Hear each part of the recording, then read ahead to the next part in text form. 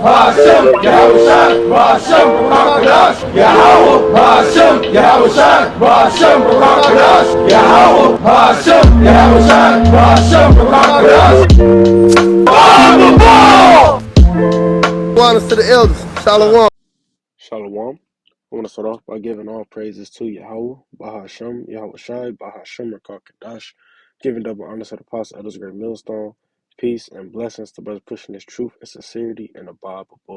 So, brother, the apostle, Kodash, with you again with another lesson. This time, talking about faith. And the thing about faith is, without it, you ain't got nothing. All right, because faith is what gets you through today. You don't know if you're gonna make it to see tomorrow, but faith is what give you it's the hope of, yeah, okay, I'm gonna see tomorrow and I'm gonna still get to see the sun, the leaves, the grass. Faith is okay, Lord willing, I'm gonna see the kingdom of heaven. Faith is, Lord willing, I'm gonna get beamed up. Lord willing, I'm gonna go to camp. Lord willing, I'm gonna do the Lord's work. That's faith. The Lord gonna keep me in good hands during Jacob's trouble. That's faith. All right. So if you ain't thinking like that, you ain't got no faith. All right. But with that, we're going to hop right into these scriptures. This is Hebrews 11:6. But without faith, it is impossible to please him. All right. So first off, if you want to please the Lord, you got to believe in him. You know, how would you feel if somebody was always asking you for something, but they ain't really believe you was going to give it to them? They just like, he might not. That's how the Lord, you same way. Like, if you ask him for something, you got to believe he going to give it to you. Otherwise, it's like, why even ask? If you don't think I'm going to give it to you, why ask? If you don't believe, you know.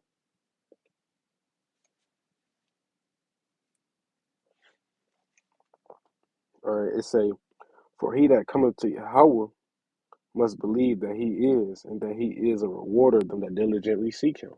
So it don't say he's just going to give it to you for no reason. You got to seek him diligently, right? You got to diligently seek him, all right? And it say he a rewarder on top of that. So it's like, if you doing the works, of course you have days you slack, might be off a week, but then you got to think about the weeks you be on fire, the weeks you don't slack, right? Everybody has low points. So don't let that wear you down. But if you like really doing the works, you feel me? What's required of us? Have faith, fear the Lord. Keep the law, statutes, and commandments when nobody looking, right? But that's what's required of us. You doing the work, he gonna reward you for doing what you're supposed to do at the end of the day. That's the thing about it. You supposed to do this, even if you don't get a reward. This is what we was made to do. And he rewarded us for that.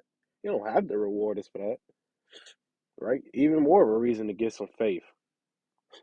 Who wouldn't want to believe on a God like this? This is Mark 11:24. Therefore I say unto you, what things soever ye desire, when ye pray, believe that ye receive them, and ye shall have them. All right, so you gotta believe. Faith, have faith. What's the point of asking for something if you don't believe they're gonna give it to you? You might as well not ask. That's like let's say you in class, you got to use the bathroom, you be like, oh, this is the one teacher that never let me go. You still raise your hand, and you be like, man, she ain't gonna let me go. Let me raise my hand. She say, it's like you know what the answer is. But with the Lord, it's different. When you believe you're not gonna have it, you're not gonna get it. All right? And when you believe you're gonna get it, he give it to you. So long as it's righteous. I ain't telling it because it'd be bugged out niggas all around listening to their crazy things. Like, I just listened to a song. He said he used to feel bad because he used to pray for a lick. If you don't know what a lick is, like somebody robbing somebody, stealing something, or just doing some wicked shit. And that's not, you can't pray for wickedness. You can't, Lord, please just let me pop this man woman one time. No, he's not gonna, no. You're gonna get punished just for asking for that, really. So as long as it's righteous and you're asking for it, you could ask for a new car. You could ask for a wife, carnal things like that. It ain't nothing wrong with that. You feel me? Them the things that pleasure us. You know, who don't want a new car that drive better or a better job that pay more? You know, the Lord, He like to give us those things too. Just gotta diligently seek Him. You know what I mean? Just don't let it go to your head. So, well, I got a new job. I got the newest car. You know, so long as you don't go to your head, it's like shit. Doing your videos, reading, learning, indulging in the Lord's work. It's like, okay, cool. As long as you're doing that, you know, keeping your folly in balance, it's like, who cares? You doing what you need to do, or it's required of you. Lord don't have no problem with you going to the beach and relaxing. You know, that's folly.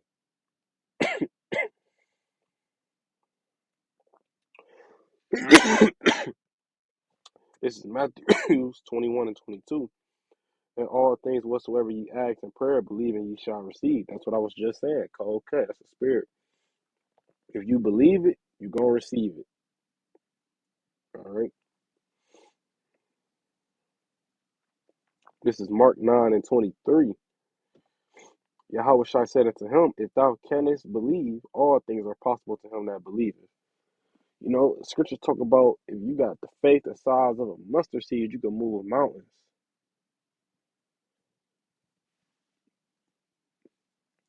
Real talk.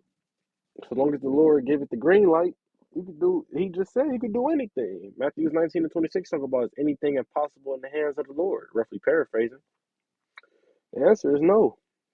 Nothing is impossible to the Lord. So if the Lord wants you to turn a fucking fence into a baloney, no, it's like, yeah, not baloney. If the Lord wants you to turn a fence into a duck, then hey, that's what's gonna happen. If the Lord wants you to set a bush on fire and it don't burn, that's what that's what's gonna happen. If a nigga die in front of you and you bring him back to life, that's what's gonna happen. It's nothing impossible to the Lord. The craziest thing is in your mind where you'll be like, man, that's some cartoon shit. Yeah, it can happen. King David was known for killing 10,000 men, thousands of thousands. You know, that's incredible when you really think about that. And one of his top soldiers killed, I think, either 100 or 300 men in one go. So that shit sounds impossible. Real talk. Imagine, just imagine you get into a fight with one nigga on the street. You'll be tired after the one fight. But they was really clashing, hitting the sword, ching, ching. Like, them was real fights. They had faith. All right, I'm probably ending with that. Got to get back in this job. And give all praises to Yahweh, Bahasham, Yahweh Shai, Bahasham, Rakal Kedash, giving double honor to the apostles, others, great millstone, peace and blessings to those pushing the truth and sincerity and the Bible.